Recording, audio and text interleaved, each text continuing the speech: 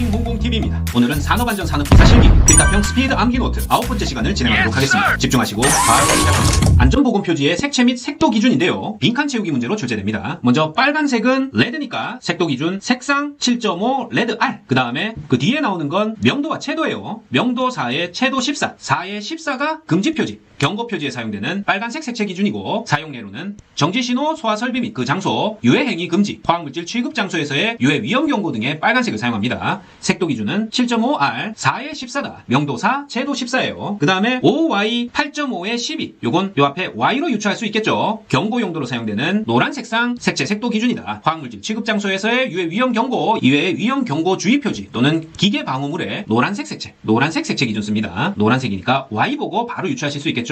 그 다음에 파란색은 지시 용도로 쓰고요. 녹색은 안내 표지 용도로 쓴다. 파란색 지시, 녹색 안내 표지. 파란색 지시 용도 같은 경우에는 안전 규칙 지시할 때 보호구 착용 및 작업 허가 등에 사용되고요. 녹색의 안내 표지는 비상구, 응급처치, 안전한 경로 안내 등의 녹색으로 표시된 거 많이 볼 수 있죠. 그 다음에 흰색은 색도 기준 N95, 검정색은 N0.5 색도 기준 쓴다. 흰색은 일반 정보 제공 및 배경색으로 사용하고요. 파란색 또는 녹색에 대한 보조색으로 흰색 사용하고, 검정색 같은 경우에는 강조 표시 및 경고, 문자 및 빨간색 또는 노란색에 대한 보조색으로 쓰입니다. 강조 표시 및 경고에 대한 보조색으로 검정색 쓴다. 자, 색도 기준 모두 외우기 힘드시면 빨간색이니까 R, 노란색이니까 Y. 각각 빨간색은 금지 경고, 노란색은 경고, 파란색은 파랑 블루 지시 표지에 쓰이고, 녹색은 안내 표지에 쓰인다. 이 정도 기억해 놓으시면 되겠어요. 안전보건 표지의 종류 중 금지 표지의 바탕, 기본 모형, 관련 보호 및 그림의 색채 기준은 빈칸 채우기 문제. 자, 바탕의 경우에는 금지 표지 이와 같이 흰색으로 바탕 표현하고요. 금지를 나타내는 기본 모형 동그라미의 대각선은 빨간색으로 나타내죠.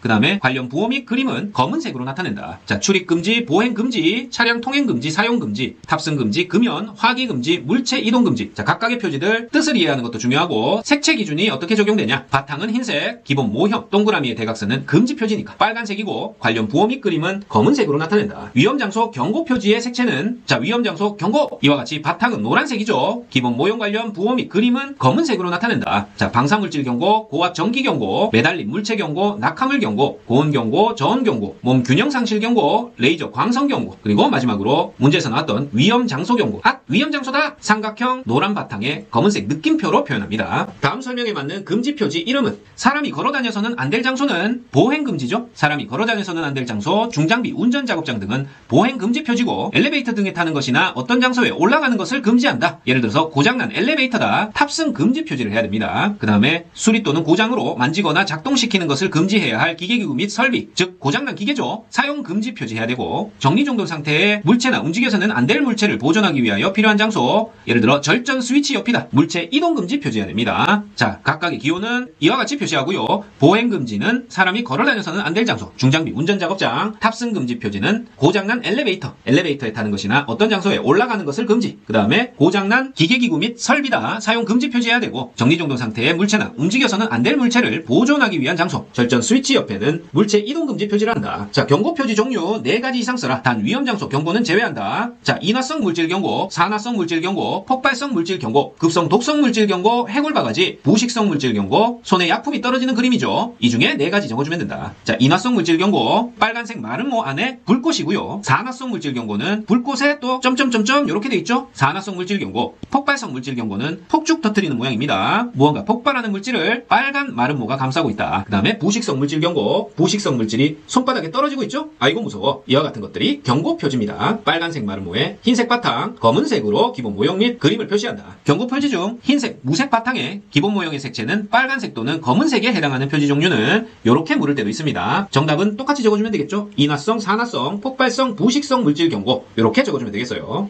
휘발유 저장 탱크에 부착하여야 하는 안전보건 표지는 바로 이와 같은 그림의 인화성 물질 경고죠. 그런데 우리 시험에서는 구체적으로 표지 종류, 모양, 바탕색, 그림을 각각 적어줘야 됩니다. 표지 모양은 경고 표지, 모양은 마른 모, 바탕색은 무색, 그림색은 검정색 적어줘야 된다. 자, 요 그림도 나오는 게 아니에요. 그림 없이도 경고 표지가 어떤 모양인지 머릿속에 떠오르셔야 적을 수 있습니다. 모양은 마른 모에, 바탕색은 무색, 그림은 검정색이다. 자, 안내 표지 종류 4가지 이상 적어라. 이 중에 4가지 적으면 되겠죠? 녹십자 표지, 응급 구호 표지, 표지, 들것 세안장치, 비상구 이렇게 적어줍니다. 녹십자 표지, 응급구호 표지, 들것 세안장치, 비상용 기구. 녹십자 표지는 동그라미의 십자가, 응급구호 표지는 녹색 네모 안에 흰 십자가예요. 들것은 들것 모양의 플러스, 세안장치는 샤워기를 눈에 갖다 대는 거죠. 그리고 십자가 표시, 비상용 기구는 응급구호 표지에 망치가 이렇게 하나 들어있습니다. 회색 망치가 들어있는 비상용 기구, 십자가 중간에 비상용 기구라고 이렇게 적혀 있어요. 그 다음에 비상구는 화염이 이렇게 뒤에서 따라오는 가운데 열심히 도망가고 있죠. 이런 그림이 비상구 그림.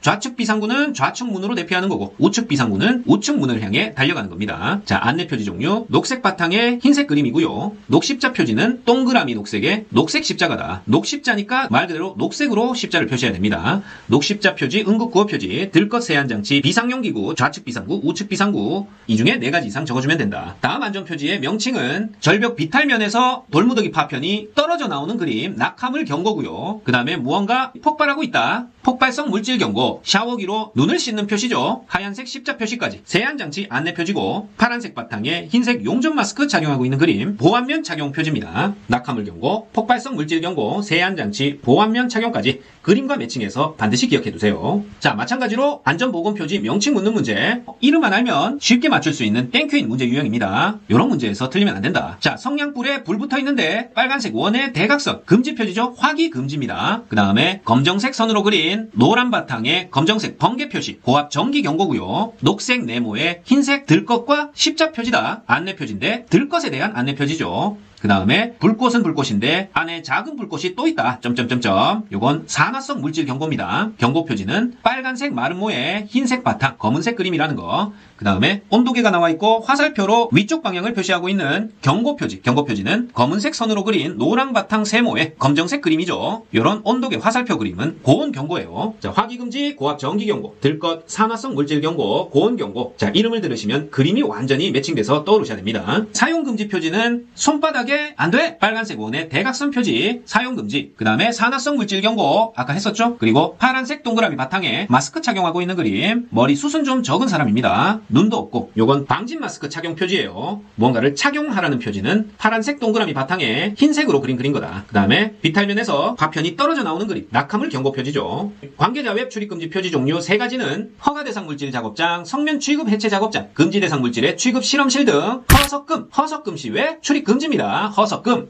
허가 대상 물질 작업장, 성면 취급 해체 작업장, 금지 대상 물질의 취급 실험실 등 관계자 허석금 시외에는 출입 금지다. 허가 대상 물질, 성면 취급 해체 작업장, 금지 대상 물질의 취급 실험실 등 허석금 기억하십니다. 그 다음에 교재에 안전보건 표지, 종류, 용도, 부착 장소 예시 등 관련해서 그림과 구체적인 내용들 쭉 첨부해놨으니까 꼭 여러 번 반복해서 보시기 바래요. 자, 다음 문제, 재분석에 대한 문제인데요. 작업자가 연삭기 작업 중 회전하는 연삭기와 덮개 사이로 재료가 끼어 숫돌 파편이 작업자에게 튀어 사망사고가 발생했다. 이에 대해서 재분석을 하면 발생 형태는 맞음이고 기인물은 연삭기, 가해물은 파편입니다. 자, 재분석은 재발생 형태, 기인물, 가해물에 대해서 구체적으로 파악하는 내용인데요. 표에서 보는 바와 같이 재명칭이 2016년도를 기준으로 한자어에서 순 한글로 이렇게 모두 바뀌었으니까 요거 주의해 주십니다. 추락이 떨어짐으로, 전도가 넘어짐이나 깔림, 충돌은 부딪힘, 낙하 비례는 맞음으로 바뀌었습니다. 그래서 재발생 형태는 연삭기, 숫돌 파편이 작업자에게 튀어서 맞았겠죠. 튀어서 맞아서 생긴 재이기 때문에 재발생 형태 맞음이고, 기인물이라는 것은 직접적으로 재해를 유발하거나 영향을 끼친 에너지원을 지닌 기계나 장치, 구조물, 물체, 사람 또는 환경을 뜻합니다. 따라서 기인물은 연삭기가 되겠죠. 그리고 가해물이라는 것은 근로자에게 직접적으로 상해를 입힌, 연삭기 전체가 나한테 몽땅 날아와서 덮친 게 아니죠. 연삭기를 구성하는 숫돌 파편이 나한테 튀어서 재해가 발생했으니까 근로자에게 직접적으로 상해를 입힌 기계, 장치, 구조물, 물체나 사람 또는 환경 하면 파편이라고 적어줘야 됩니다. 자, 그럼 또 하나 보겠습니다. 작업자가 벽돌을 들고 비계 위에서 움직이다가 벽돌을 떨어뜨려 발등에 맞아서 뼈가 부러진 사고가 발생했다. 자, 분석해보죠. 재해 발생 형태 역시 맞음이죠. 기인물은 벽돌을 운반하다가 떨어뜨려서 벽돌 자체가 발등에 맞아서 뼈가 부러졌으니까 기인물도 벽돌, 가해물도 이때는 벽돌입니다. 되셨죠?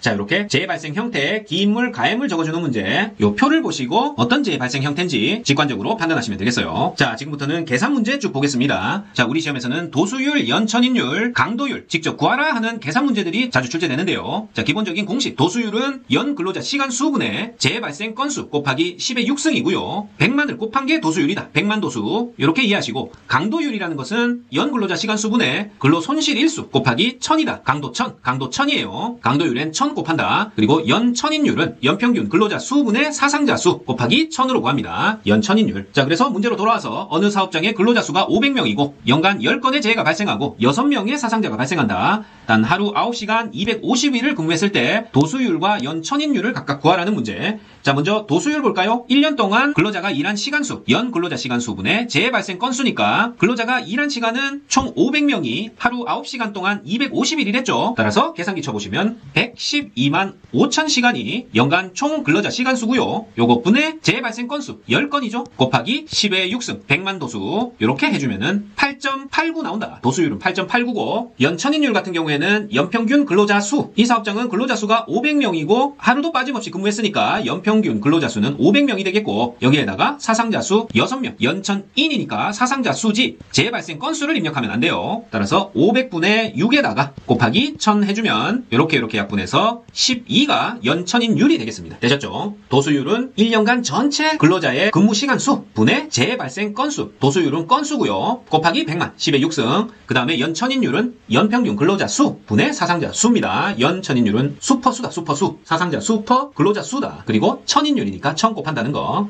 자, 이번에는 다음 경우에 도수율과 강도율 구하는 문제. 어느 사업장의 상시 근로자 수가 50명이고 연간 재해 건수 8건, 1일 9시간 280일 근무, 연간 재해자 수 10명에 휴업 일수가 있네요. 휴업 일수 219일이다. 자, 그랬을 때 도수율은 제퍼시 재해 발생 건수 퍼 여기에다가 100만 도수 10의 6승 곱해주면 되니까 50명이 9시간씩 280일이랬으니까 12만 6천 시간이 되겠고 재해 발생 건수는 10건 여기에다가 100만 곱해주면 되죠. 이렇게 하면 63.49 나온다. 자, 이렇게 도수율 구하고 강도율은 손퍼시입니다. 손퍼시. 근로 손실일수 퍼 시간 곱하기 1000이에요. 강도 1000. 따라서 근로 손실일수는 휴업일수에다가 1년 동안의 근무일수의 비율을 곱해주면 근로 손실일수가 나오고요. 즉 휴업일수 219일에다가 365일분의 근무일수 280일 요걸 곱해주면 근로 손실일수가 나온다. 요걸 뭘로 나눈다? 연 근로자 시간으로 나눈 겁니다. 자, 50명이 1년간 매일 9시간씩 280일 일했다. 12만 6천 시간이 되겠고 여기에다가 강도율은 강도 1000, 10에 3승 곱해줘야 되죠. 계산해보면 1.33 나옵니다. 자, 근로손실일수는 휴업일수에다가 곱하기 365분의 근무일수, 연간 근무일수 곱한다는 거 요거까지 꼭 기억하고 계셔야 되겠죠. 강도율, 도수율 구하는 문제였고요. 자, 이번에는 강도율만 따로 한번 구해보겠습니다.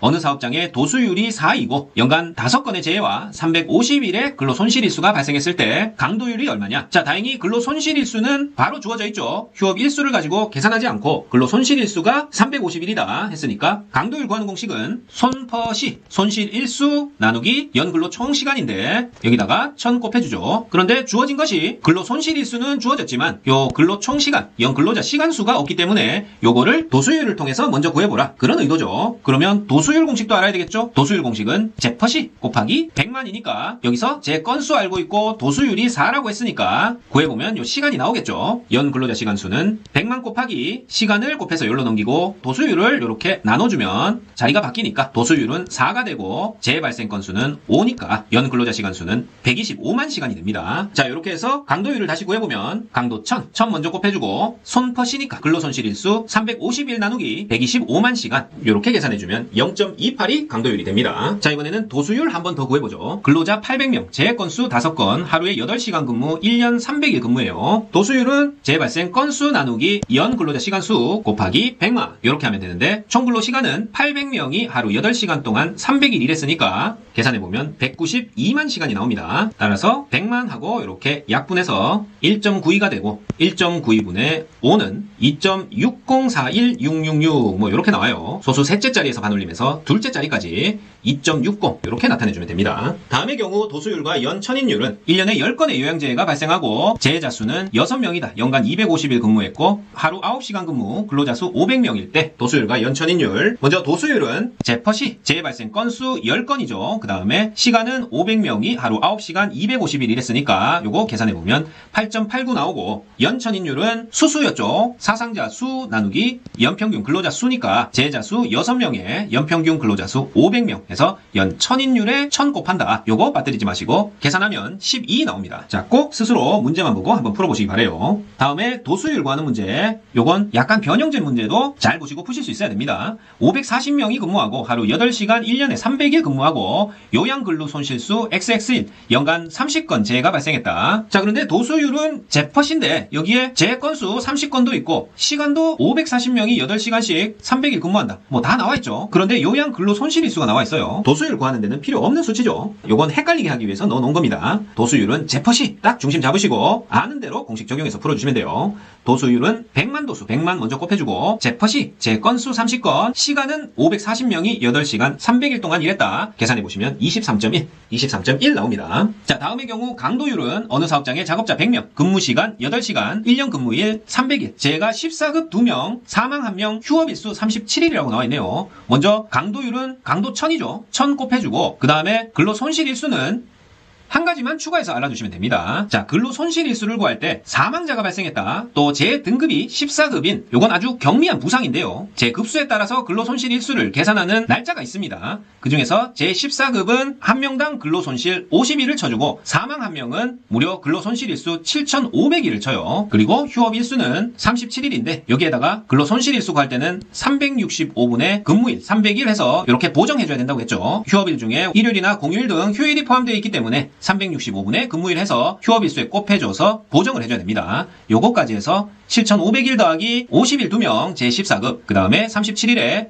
보정값 365분에 300일까지 곱해서 이렇게 해야 총 근로손실 일수가 나오고 요거 나누기 손퍼시 시간이죠. 100명이 8시간 동안 300일 근무했다. 이렇게 나눠주면 31.79가 나옵니다. 자, 이 문제는 근로손실 일수 구할 때 제14급 2명 사망 1명에 제14급은 한 명당 근로손실일 50일에 해당하고 사망은 한 명당 7,500일 계산해줘야 된다. 요거까지 알고 있어야 풀 수 있는 문제입니다. 다음의 경우 도수율과 강도율은 근로자 400명이 일하는 사업장에서 연간 재해 건수는 20건 요양 근로손실일수가 150일, 휴업일수가 73일이다. 단 근무시간은 1일 8시간, 근무일수는 연간 300일, 잔업은 1인당 연간 50시간이라고 했어요. 먼저 도수율은 재퍼시인데 재해 건수는 20건 나와있고 총 근로시간은 400명이 1일 8시간씩 300일 일한 것과 잔업이 있었죠. 잔업이 400명이 50시간 동안 했으니까 400 곱하기 50까지 추가해줘야 되죠. 이렇게 해서 계산해보면 20.41 나오고요. 강도율 같은 경우에는 강도 1000 먼저 곱하고 손퍼시니까 근로손실일수 150일에다가 휴업일수 73일, 보정값 365분에 300 해서 총 근로손실일수 구해주고 요거 나누기 역시 총 근로시간 400명이 8시간씩 300일 일한 거 더하기 400명이 50시간 동안 잔업한 거 요걸로 계산해서 나눠주면 0.21 나옵니다. 자, 이번에는 연천인율과 연평균 근로자 수를 주고 도수율 구하라는 문제예요. 자, 이 문제를 풀기 위해서는 연천인율과 도수율의 관계를 알아야 되는데요. 연천인율은 도수율 곱하기 2.4입니다. 연천인율은 또 2.4, 또 2.4다. 따라서 문제에서 도수율 구하라고 했으니까 도수율은 연천인율을 2.4로 나눠주면 되겠죠. 연천인율은 3.5니까 3.5 나누기 2.4면 바로 1.46 나옵니다. 연평균 근로자 수는 여기서 필요 없습니다. 도수율과 연천인율의 관계 또 2.4, 연천인율은 또 2.4. 도이치모터스 아니고 또 2.4다. 도수율에 2.4 곱하면 연천인율 나옵니다. 다음의 경우 요양근로손실일수는 강도율이 0.8, 연근로시간이 2,400시간, 근로자 수 250명, 재건수 5건이라고 했어요. 자, 먼저 강도율을 통해서 요양근로손실일수 구해야 되는데요. 강도율은 강도 1000 곱하기 근로손실일수 퍼 연근로시간이죠. 강도율은 0.8로 나와 있고 1000 곱하기 우리가 구하려는 요양근로손실일수 나누기 시간, 연근로시간 2,400시간 곱하기 근로자 수 250명 해주면 되죠. 요거 계산해보면 자, 요 등식에서 모르는 거 하나니까 요양 근로손실일수 계산해보면 480일 나옵니다. 강도율이 강도 1000 곱하기 손퍼시라는 거 요거만 알면 구할 수 있는 문제다. 자, 여기까지 도수율, 연천인율, 강도율 여러 유형으로 출제됐던 문제들 쭉 살펴봤고 이번에는 옥스포드 지수입니다. 옥스포드 지수 계산하는 방법 습구온도 20도, 건구온도 30도일 때 옥스포드 지수는 0.85 곱하기 습구온도 더하기 0.15 곱하기 건구온도예요. 총 1이 있을 때 습구온도 쪽에 85% 가중치 주고 건구온도 쪽에 15% 가중치 줘서 합쳐서 구하는 게 옥스퍼드 지수다. 옥스퍼드 지수 WD는 0.85 곱하기 습구온도 20, 0.15 곱하기 건구온도 30도 해서 옥스퍼드 지수 21.5도 이렇게 나옵니다. 습8호 건 1호예요. 습8호 건 1호, 습8호 건 1호 옥스퍼드 지수. 자, 다음 와이어로프 한 가닥에 걸리는 하중 계산하는 문제. 와이어로프에 10톤의 중량을 걸어 두 줄 거리 60도 각도로 들어올릴 때 와이어로프 한 가닥에 걸리는 하중은 이건 공식 하나 외우셔야 됩니다. 와이어로프 한 가닥에 걸리는 하중 T는 2분의 화물의 무게 W 나누기 코사인 각도는 두 줄 거리 각도 세타의 반을 적용해 줍니다. 2분의 세타, 2분의 W 퍼 코사인 2분의 세타. 이렇게 화물을 두 줄 거리로 와이어로프에 걸어서 들어올릴 때 와이어로프에 걸리는 장력 W다. 자, 요 각도가 60도란 얘기예요. 그랬을 때 각각 2분의 W가 걸리겠죠. 하지만 요 두 줄에는 수직이 아니라 2분의 60도, 즉 2분의 세타 값이라는 각도가 적용되니까 공식은 2분의 W 퍼 코사인 2분의 세타 값이다. 이렇게 계산해 줍니다. 따라서 요건 2분의 10톤 퍼 코사인 2분의 60도니까 30도죠. 코사인 30도는. 자, 삼각함수 기본각도 모두 외우고 있으면 좋지만 그렇지 않다면 여기가 30도일 때 높이가 1, 빗변이 2인 삼각형이라면 요 밑변은 루트 3이 되겠죠. 그랬을 때 요렇게 C 적어서 코사인값 2분의 루트 3이 되죠. 요거 적용해주면 2분의 10 나누기 2분의 루트 3, 즉 2분의 10 곱하기 루트 3분의 2가 되니까 이렇게 약분해서 루트 3분의 10이 되죠. 10 나누기 루트 3 하면 5.7735 뭐 이렇게 나옵니다. 셋째 자리에서 반올림하면 5.77 뉴턴이 된다. 공식만 하나 딱 암기하고 계십니다. T는 2분의 W 퍼 코사인 2분의 세타. 다음 와이어로프 한 가닥에 걸리는 하중. 자, 똑같이 적용해 봅니다. 크레인을 이용하여 두 줄 거리 상부각도 60도로 4200N의 화물을 인양하는 경우 역시 똑같이 2분의 4200 나누기 코사인 2분의 세타값 60도 이렇게 적용해주면 코사인 30도는 2분의 루트 3이니까 2분의 4200 곱하기 루트 3분의 2 해서 4200을 루트 3으로 나눠주면 되죠. 계산기 쳐보시면 2424.8711 쭉 나옵니다. 따라서 정답은 2424.87 이렇게 적어주신다. 자, 이번에는 폭발 하한계, 폭발 상한계 값 계산 문제들 쭉 살펴볼게요. 다음 혼합가스의 폭발 하한 값은 프로판 80%, 부탄 15%, 메탄 5%로 된 혼합가스의 폭발 하한 값을 구하는 문제. 자, 폭발 하한계를 Lower Explosive Limit라고 해서 LEL이라고 부릅니다. 그냥 L 값이라고 했을 때 르샤릴리에의 혼합 공식을 하나 암기하고 계셔야 되는데요. 자, 세 가지 기체의 최적 볼륨을 먼저 모두 더한 다음에 V1 더하기 V2 더하기 V3 이 값을 Lower Explosive Limit 폭발 하한계 값 L로 나누면 이 값은 각 기체의 최적을 각 성분의 폭발 하한치 여기 있죠? 5, 3, 2.1 이 값으로 나눈 것의 합과 같다. V3 per X3 이 공식을 이용합니다. 따라서 80, 15, 5 더하면 100이죠? 100 나누기 혼합가스의 폭발 하한계 값 L은 각 기체의 폭발 하한계 값 분의 각 기체가 차지하고 있는 최적 프로판 80, 부탄은 3분의 15, 메탄은 2.1분의 5가 되겠죠. 요거 계산해 주시면 4.28 볼륨 퍼센트 이렇게 나옵니다. 혼합가스의 폭발 하한값 구하는 문제. 혼합가스의 폭발 하한값 분의 각 기체의 최적의 합 요거하고 각 기체의 최적을 각 폭발 하한계 값으로 나눈 값을 모두 더한 것하고 같다. 이렇게만 놓으시고 풀어주시면 된다. 되셨죠? 자, 다음 이황화탄소의 위험도는 이황화탄소의 폭발 상한계가 44 볼륨 퍼센트, 폭발 하한계가 1.2 볼륨 퍼센트일 때 이황화탄소의 위험도예요. 자, 기체의 위험도는 U마 L per L, U마 L per L로 구합니다. 폭발 상한계 U 마이너스 하한계 L, U마 L per L. 요걸 다시 폭발 하한계 값으로 나눈 값이다. 계산해주면 폭발 상한계 44 볼륨 퍼센트 빼기 하한계 1.2. 요걸 다시 폭발 하한계 값 1.2로 나눠주면 35.67 나옵니다. 이황화탄소의 위험도 공식 U마 L per L, U마 L per L로 구한다. 다음 혼합기체의 폭발 상한값과 메탄의 위험도 구하는 문제. 수소 28%, 메탄 45%, 에탄 27%일 때 이렇게 수소, 메탄, 에탄의 폭발 하한계, 폭발 상한계값 모두 주어졌고요. 자, 먼저 폭발 상한값 먼저 구해보면 하한값 구하는 공식과 똑같습니다. 자, 각 기체의 부피, 최적을 먼저 일단 더하고요. 28 더하기 45 더하기 27 한 다음에 요거를 혼합기체의 폭발 상한값으로 나누고 요것과 뭐와 같다? 각 기체의 최적을 각각의 폭발 상한값으로 나눈 것을 모두 더한 것과 같다. 이렇게 구해보시면 메탄은 15분의 45, 에탄은 폭발 상한계 12.4분의 부피 27이 되겠죠. 요거 계산해 보시면 18.02 볼륨 퍼센트 이렇게 구하실 수 있습니다. 그 다음에 위험도, 메탄의 위험도 구하라고 했죠. U마 L per L, 기체의 위험도는 U마 L per L입니다. 자, 메탄의 폭발 상한계값 15 볼륨 퍼센트 마이너스 하한계값 L은 5니까 여기에다가 다시 L 5로 나눠주면 5분의 10이 되니까 정답은 2가 되겠죠. 메탄의 위험도 U마 L per L입니다. 자, 이상입니다. 산업안전산업기사 실기 핏답형 스피드 암기 노트 9번째 시간은 여기까지였습니다. 파이팅 홍봉TV 구독, 좋아요 부탁드리고 저는 다음 시간에 마지막으로 최신 기출만 모두 모아서 다시 찾아뵙겠습니다. 감사합니다.